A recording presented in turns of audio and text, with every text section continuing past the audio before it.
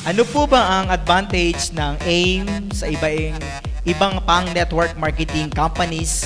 Bakit di po nagtatagal ang mga low entry companies? Taga lang, sir. Okay to ah.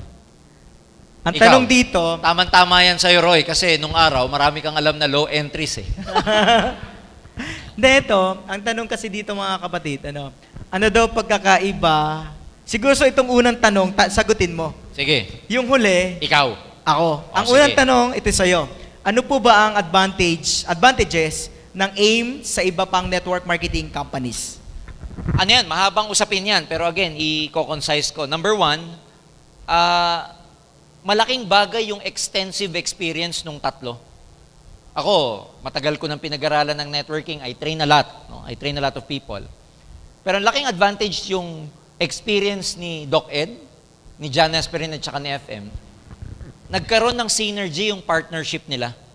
Because of their extensive experience, for the last how many years, bago sila nagtayo ng kumpanya, napaganda yung dahil sa experience nilang yun kasi alam nila, bilang distributor, ano yung pangangailangan ng mga distributor ng AIM Global. Meaning, pag nagbe-brainstorming sila, iniisip nila pro-distributor. Hindi katulad ng mga traditional na negosyante, pag nagtayo ng networking, komot kapitalista at negosyante nga, ang unang iniisip pag nag-brainstorm, paano kaya lalaki yung kita natin? Natin. Bilang owners. Dun sa tatlong board of directors natin, iba. Paano kaya kikita ng malaki ang distributor natin? Kasi alam natin nung upline tayo, pag malaki kinikita ng downline mo, automatic kikita ka na rin. Kaya sa AIM, ang unang-unang iniisip ng mga may-ari, paano kayo kikita bago kumita ang kumpanya? Pangalawa, siguro yung innovative spirit ng kumpanya, especially ni Doc Ed. He's so very innovative. He thinks a lot kung paano pa i-improve ang mga bagay. We never rest on our laurel. Kung tawagin laurels, ibig sabihin, hindi tayo nagpapahinga eh. Kahit na alam nating maganda, we still think of ways of improving. Kasi may kasabihan sa business adage na your success today can be the reason of your failure tomorrow. Yung success mo ngayon, pwedeng maging dahilan ng failure mo bukas. Bakit? Kasi maraming successful companies nagiging complacent. Nagpapahinga. Dahil number one sila, malaki benta, hindi na nag-iisip, hinahayaan na lang. Pero ang AIM, iba.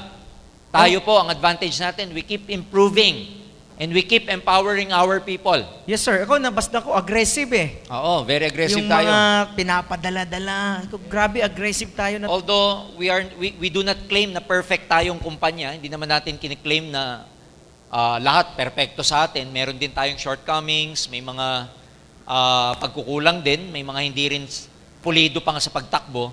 Pero we make it a point, we make sure that, we try to improve. And dahil sa mga improvements na nangyayari yan ang laking advantage natin kasi hindi tayo nagpapahinga, hindi tayo nagiging complacent. Kaya you will be assured that in the next coming years, lalaki at lalaki palalo ang AIM Global. Lalo na dito sa Laguna, palaki ng palaki. Palaki to. Ito, bakit di po nagtatagal ang mga low entry companies? Bakit nga ba, Roy? Ewan ko, low eh. Anyway, ako na lang sir, history na lang pag-usapan natin. Kasi ayaw ko mag-invento, history kasi yun yung result. Oo. Kung makakita mo sir, yung entry from 5,000 pababa, or sabihin natin 5,000 down to 1,000, na may mga networking company gano'n, tama ba? Yung mga low entry tinatawag, parang dito ka kasi mas madali, mas kaya ng masa, mas kayang gawin, mas mabilis ka puputok. Pero in yet, sir, based sa ako, 13 years sa network marketing na ako, 13 years, wala akong nakitang naging big time na distributor na nag-join sa ganong entry. And sabi ko, big question to noon, sabi ko, bakit? Mas maliit, mas hindi lumalaki. At walang yumayaman. May nakita na ba kayong ang entry nasa 5,000, 3,000, sumabog, nagkapirari, maganda? Mayroon, wala kayong nababalitaan. Kasi wala. wala talaga. Sabi ko, ngayon, mga sa Laguna, maraming pumapasok na may mga small-time company. Yun nga, bakit yung entry na 5,000 o 6,000 man yan, down to 1,000, meron kasing company, 1,000 ang entry, may 3,000, tama, may 4,000, may 5,000, may 6,000.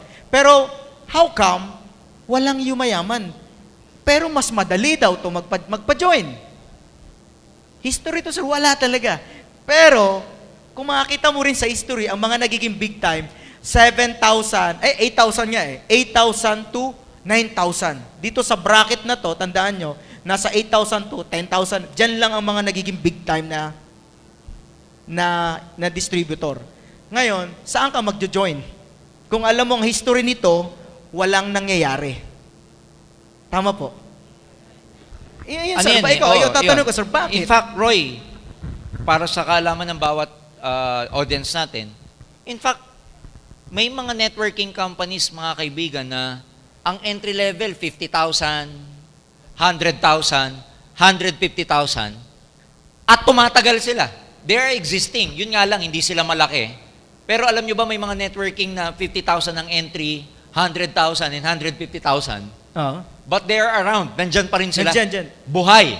Hmm. Kumpara mo dun sa mga low-end, ang mumura, 3,000, 5,000, 2,000, ang mura, pero wala na sila. Wala, nawawala. Ito yung mga mabilis magsara. Sir, hindi kaya i-sustain nung entering yon yung pang-maintain ng system, nung products, Expenses nila. expenses nila kasi Pero may malalim na sagot dyan no?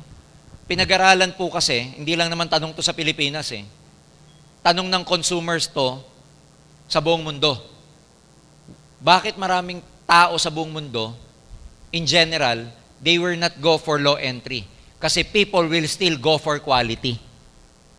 Whether we like it or not. Kahit nasa isang bansa na mahirap, ayun, people will still love quality. tama Kahit wala kang pera ang gusto mo yung kalidad pa rin. In fact, marami sa atin dito ako, Roy, dala na ako dyan bilang consumer. Ayoko nang bumili ng mura. Generic. Oo, sa totoo lang, murang pantalon, murang whatever, murang sapatos. Kasi alam nyo yung mura, it speaks for the quality. Yan, nasasacrifice. Bumili ka ng 5,000 na maong versus 1,000 na maong, Mas tumatagal. parehong maong, pero after 2 labahan, yung 1,000 na maong, faded na. Correct. So, in general, in the whole world, sinorvey yan. Okay. People would still go for quality rather than the price. Kaya, kung ang tanong, bakit hindi nagtatagal? Kasi ang gusto ng tao, kalidad. Quality pa rin. Quality. Ayaw ng tao ng cheap. Kasi kahit ikaw wala kang pera, ayaw mo ng cheap. Tama. Ayaw mo ng cheap na kumpanya. Ayaw mo ng supot mo, napaka-cheap tignan. Ayaw mo yung logo ng kumpanya mo, ang cheap. Kaya walang tumatagal na low entry kasi ang appeal ng consumers, gusto nila may quality. Kaya Alright. walang tatagal na mga low entry. Ang galing. Now I know. Tama, Kasi paano ka bibili ng mumurahing supplement? Sigurado, nasacrifice yung Gaw-gaw na lang yun. gaw-gaw na lang. Oo. Sa atin, di ba? Ano sabi sa atin? Expedient free. Free. Walang kasamang pamparami. Oo. Okay. Natandaan niyo na po, no? Yun ang kasagutan. Alright. So, at least pag may mga friend kayo nag-offer, sabi mo, I go for quality. Oo. Sabi mo na lang, ayoko ng cheap. sabay pikit ka, ayoko ng cheap. Parang sinabi mo cheap yung ino-offer niya. Oh, makita mo pa lang, tama kayo, yung logo pa lang, mga logo pa lang. Parang hindi ginawa sa PowerPoint. Yeah. Parang hindi ginawa sa Photoshop, sa PowerPoint lang PowerPoint ginawa. Kaya nga. Oo nga, no? Kasi alam naman natin, quality speaks for the price. Tsaka di ba mayroong i-entry ka, sabihin, ang products nyo, bigas. Di ba, magdadala ka ng bigas, o 2 package. Paano mo dadalhin niya? Magwa 1-on-1 ka, 2 bigas. Nagkakaturuan nagkakabistuhan Friend, may business ako. Anong product? Friend, bigas. Paano mo ibebenta yun international? Hindi ka na pwede mag-online Oo, nun. papadala ko po to sa LBC, isang sakong bigas. O, di ba? Tama, no? Ay, basta. Low entry. Ayoko niyan. Kasi ako, wala namang yumaman sa low end Yan lang Walang tumagal pati. Saka na-try ko yan. Oo. Na-try ko yan, sir. Kaya nga. Try ko sakto yan. ka. Sakto Sayang ka ang sumagot. oras ko dyan. Sayang. Kasi, pina-soft drinks mo, pinakain mo, yung pairing mo kulang pa. Oo nga. Tama, hindi? Oh.